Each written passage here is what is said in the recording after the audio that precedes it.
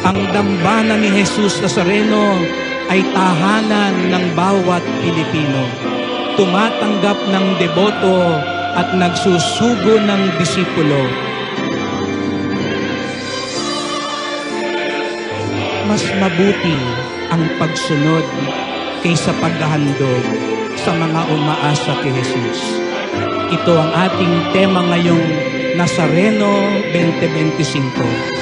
Ang tunay na deboto, hindi lamang nagsasakripisyo, namamasan at namamanata.